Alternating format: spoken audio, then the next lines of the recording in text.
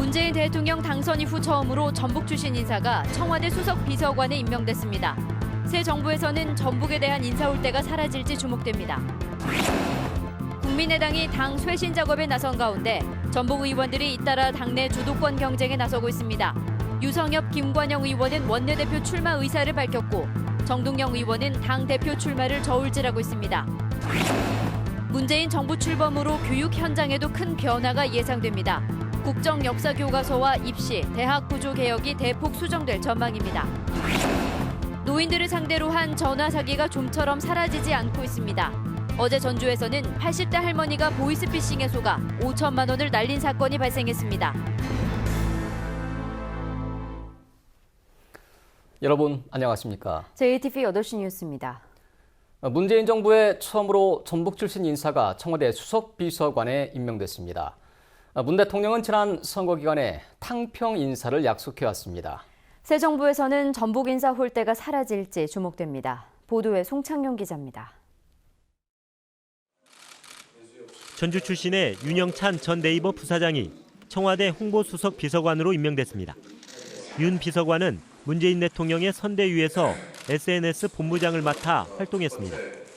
윤 비서관은 문재인 대통령과 함께 청와대에 입성하는 첫 번째 전북 출신 인사가 됐습니다. 다만 직책이 전북 현안 해결에 직접적인 도움이 되는 정책 조정이나 경제 관련이 아니라는 점은 아쉽습니다. 중고등학교와 대학교를 서울에서 나와 진정한 전북 출신으로 볼 수 없다는 주장도 있습니다. 정말 지역 인사라고 할 수 있으면 적어도 이 지역에서 고등학교 정도 나와서 이쪽에 털을 잡고 있었던 사람들이 전북 인사 이렇게 이야기할 수 있는 거 아니겠습니까? 전북 출신 인사가 조기에 청와대에 입성하면서 청와대 비서관과 장차관 등 고위직에 대한 추가 등용 여부에 관심이 모아지고 있습니다. 지난 박근혜 정부에서는 전북 인사 홀대가 심각했습니다. 전주 출신의 김관진 전 국방부 장관이 2014년 6월 청와대 안보실장으로 자리를 옮긴 뒤 전북에서는 무장관 시대가 이어졌습니다. 역대 정권의 장차관 비율을 보면 박근혜 정부 때 3%대까지 떨어졌습니다. 반면 대구 경북은 14%, 광주 전남은 6%로 전북보다 훨씬 높았습니다. 때문에 대선 기간 전북에서는 탕평 인사를 요구하는 목소리가 높았고 문재인 대통령은 인사차별을 바로잡겠다고 약속했습니다. 호남의 수도 소외가 되는 이중의 상실감과 아픔, 제가 전북의 친구가 돼서 풀어가겠습니다. 약속드립니다. 인사차별을 바로잡겠습니다. 더불어민주당 또한 새 정부에서 전북 인사 홀대는 없을 것이라며 다짐했습니다. 민주당은 잘 사는 전북과 균형 인사를 하겠다고 약속했습니다. 우리 아이들의 미래를 위해서라도 반드시 이루겠습니다. 국가 고위직 인사는 정책과 예산 배분 과정에 큰 영향을 미칩니다. 대선에서 문 대통령에게 압도적인 지지를 보낸 전북도민들은 문 대통령과 새 정부가 탕평 인사 약속을 반드시 지킬 것을 기대하고 있습니다. JTB 뉴스 송창용입니다. 문재인 정부가 출범하면서 교육 현장에도 큰 변화가 예상되고 있습니다.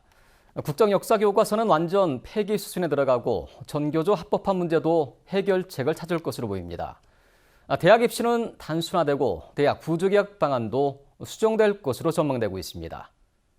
조창현 기자가 보도합니다. 대통령 탄핵으로 사실상 폐기 수순을 밟고 있는 역사 국정교과서는 완전 폐기될 것으로 보입니다.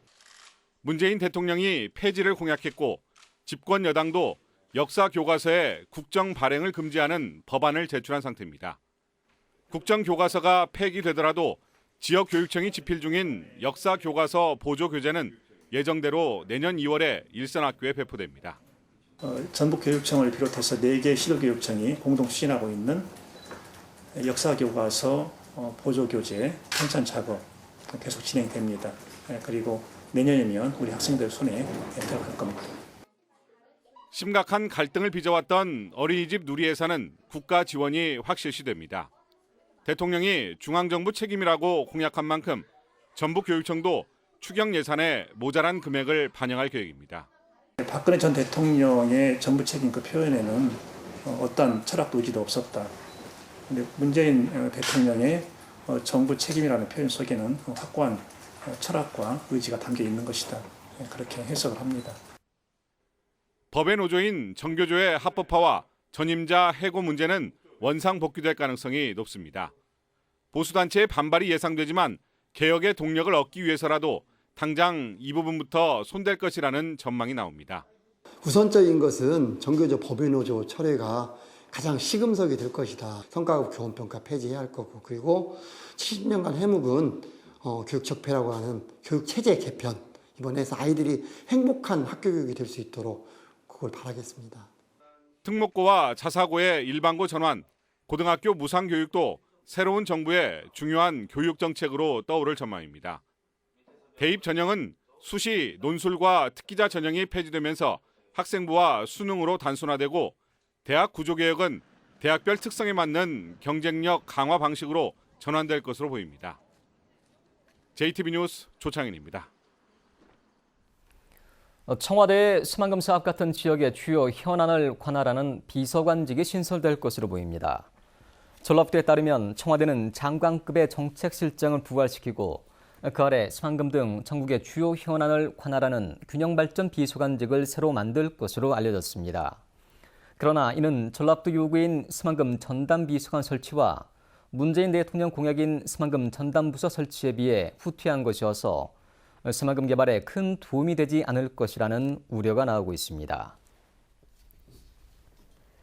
새 정부가 들어서면서 군산조선소 정상화에 대한 기대감이 커지고 있습니다. 문재인 대통령이 선거 전에 여러 차례 군산조선소 존치가 필요하다고 밝혔는데요.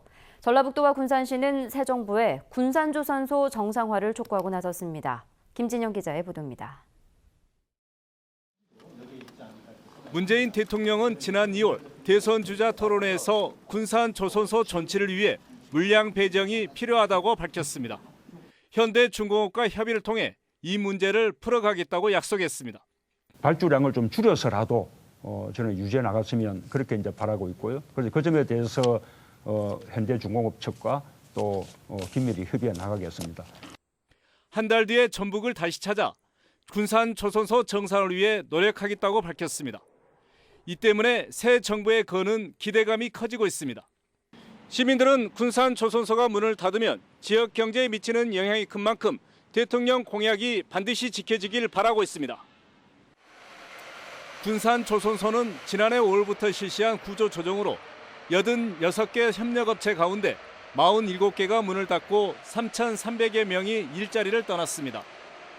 전라북도와 군산시는 현대중공업이 공시한 대로 7월에 군산조선소가 멈추게 되면 피해가 더 커질 수밖에 없다며 새 정부의 대책을 서둘러 마련해달라고 촉구하고 나섰습니다. 현대중공업 군산조선소를 살려놓겠다 이렇게 약속을 하셨고 기재부나 산자부에서 그런 방안을 내세워가지고 대통령께 건의하는 방법으로 이렇게 하면 될 것 같아요. 또 현대중공업 울산 본사를 찾아 가동 중단 철회를 촉구하는 5,000명 인간띠 있게 행사를 갖는 등 압박 수위를 높이기로 했습니다. 새 정부가 군산조선소 정상화와 관련해 어떤 해법을 내놓을지 관심이 높아지고 있습니다. JTB 뉴스 김진영입니다. 제19대 대선에서 초라한 성적표를 받아든 국민의당이 당 쇄신 작업에 박차를 가하고 있습니다. 새로 구성될 지도부에는 전북 의원들도 앞다퉈 출마 의사를 밝히고 있어 당 주도권에 큰 변화가 예상됩니다. 보도에 이승환 기자입니다. 대선 이후 이틀 만에 열린 국민의당 전북 도당의 기자회견 자리. 참석자들은 도민들의 선택을 겸허하게 받아들이고 지역 발전을 위해 노력하겠다고 말했습니다. 신발끈을 다시 고쳐매고 전북의 미래를 위해 더욱 분발하겠습니다. 국회에서 열린 국민의당 의원총회에서도 향후 수습책을 놓고 격론이 벌어졌습니다. 2시간이 넘는 비공개 회의 끝에 박지원 대표가 대선 참패에 책임을 지고 사퇴한 뒤 새로운 지도부를 구성하기로 했습니다. 원내대표가 중심이 돼서 당을 새롭게 원내 중심 정당으로 이끌어갔고 또 그 이후에 비대위원장은 별도로 선임을 해서 비대위원장이 전당대회를 새롭게 준비하는 것으로. 국민의당의 쇄신책과 더불어 관심을 모으고 있는 건 전북 의원들의 거취 문제입니다. 그동안 지도부에서 한 발짝 비켜있던 전북 의원들은 이번엔 유성엽, 김관영 의원이 동시에 원내대표 출마 의사를 밝혔습니다. 자천타천 당대표 물망에 오르고 있는 정동영 의원도 16일 원내대표 선거 결과 등을 지켜본 뒤 최종 입장을 밝힐 예정입니다. 국민의당이 대선 참패 충격을 딛고 당을 쇄신하고 분위기를 추스리기 위한 방안을 분주히 모색하고 있습니다.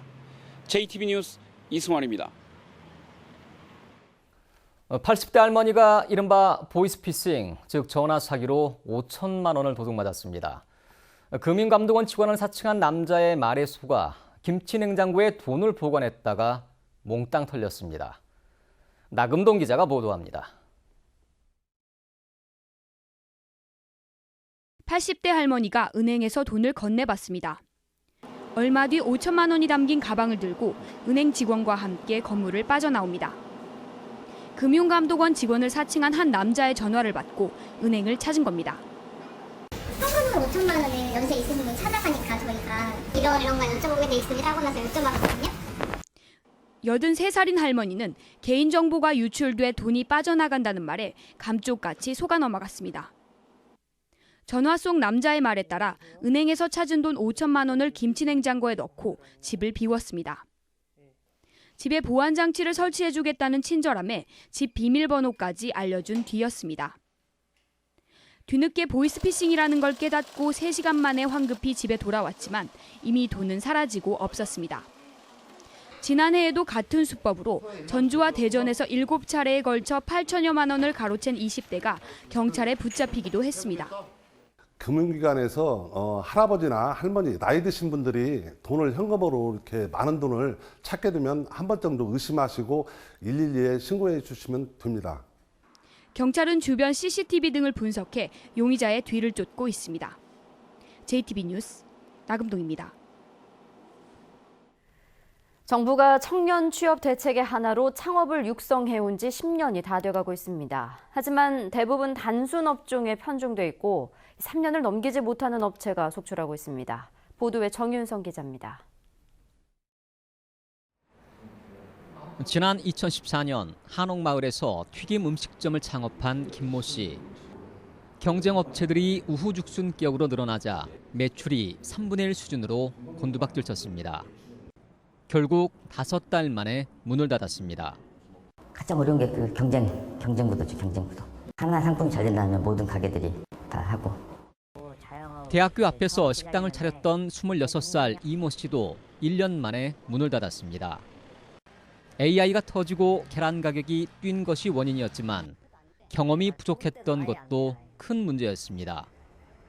이제 제가 처음으로 사업을 하는 거니까 제가 뭐 배운 것도 없고 이제 동호 관리나 이제 시스템. 지난 2014년 기준으로 3년까지 살아남는 창업 기업은 전체의 38.8%지만 20대가 창업한 기업의 3년 생존율은 26.6%밖에 되지 않았습니다. 몇 개의 업체를 창업했다는 식의 양적 목표에 매달린 결과 정부의 청년 창업은 많은 어려움에 직면해 있습니다. 이제 정부의 창업 정책은 기술력이나 차별에 대한 노하우를 가진 기업이 시장에서 살아남는 데 초점을 맞춰야 됩니다. 장훈희 씨 등 3명은 대학을 휴학하고 드라이 플라워 가게를 창업했습니다. 생산, 포장, 판매 방법 등을 3년 동안 준비했습니다. 장 씨는 창업 후 3년이 될 때까지는 정부의 지원이 필요하다고 주장합니다. 창업을 하기 전에는 몰랐지만 하고 나니까 필요했던 부분들, 그리고 하기 전에 몰랐던 이런 부분들에 대해서는 지원을 해주는 게 많이 부족하다고 생각을 해요. 기술형 창업을 활성화하기 위해선 업종과 관계없는 창업 자금의 지원 방식에도 개선이 필요합니다. 3천만 원 주고 1년 후에 또 1,000만 원 주는 업종에 관계없이 그렇게 하고 있는데 그것이 그 업종별로 좀 바꿔줘야 되지 않겠느냐. 창업기업이나 창업보육센터에 대한 평가 방식도 1년 단위의 단기 평가에서 벗어나야 되고 창업을 중고등학교 때부터 접할 수 있는 창업의 조기 교육이 필요하다는 지적도 나오고 있습니다. JTB 뉴스 정유정입니다. 취업 알선 명목으로 금품을 받은 혐의로 기소됐던 황숙주 순창군수 부인 권모 씨가 무죄 확정 판결을 받았습니다. 대법원은 알선 수재 혐의로 기소돼 1심과 항소심에서 무죄를 선고받은 권 씨에 대한 상고심에서 검사의 상고를 기각하고 무죄를 선고한 원심을 확정했습니다. 권 씨는 지난 2013년 지인의 아들을 기간제 공무원으로 채용해주는 대가로 또 다른 지인으로부터 2천만 원을 받은 혐의로 기소됐지만 재판부는 공소 사실을 인정할 만한 증거가 없다며 무죄를 선고한 원심의 판단은 정당하다고 판결했습니다. 전주시가 환경관리원 18명을 새로 뽑습니다. 전주시는 오는 16일까지 채용 원서를 받아 서류와 인적성 검사, 그리고 체력평가와 면접 등을 거친 뒤 모두 18명을 선발합니다. 만 20세 이상 60세 미만이면 누구나 지원이 가능합니다. 전주시가 17명을 뽑은 지난 2월에는 450명이 지원해 20대 1의 경쟁률을 기록했습니다. 순창 지역에 오늘 새벽 우박이 쏟아져 일부 농가가 피해를 입었습니다. 오늘 새벽 5시쯤 순창군 쌍치면과 복흥면 일대에 10여 분 동안 크게는 지름 2cm가량의 우박이 내렸습니다. 갑작스런 우박으로 40여 농가에서 매실 열매가 깨지거나 봄배추에 구멍이 나는 등 모두 30헥타르의 피해가 난 것으로 알려졌습니다. 이 밖에 장수와 남원, 정읍 일대에도 한때 우박이 쏟아졌습니다. 전북은 오늘 구름이 많은 가운데 23도에서 27도의 기온 분포를 보였습니다. 내일도 구름 많은 날이 이어지면서 오후 한때는 빗방울이 떨어지겠습니다. 아침 최저 기온은 13도에서 18도, 낮 최고 기온은 21도에서 23도로 오늘과 비슷하겠습니다. 빗방울이 떨어지더라도 오후부터 밤까지는 황사가 나타나는 곳이 있어 주의가 필요합니다. 미세먼지 농도는 나쁨 수준을 보이겠습니다. 전주기상지청은 당분간 대체로 구름이 많은 가운데 주말인 모레는 오후 한때 약한 빗방울이 떨어질 것으로 내다봤습니다.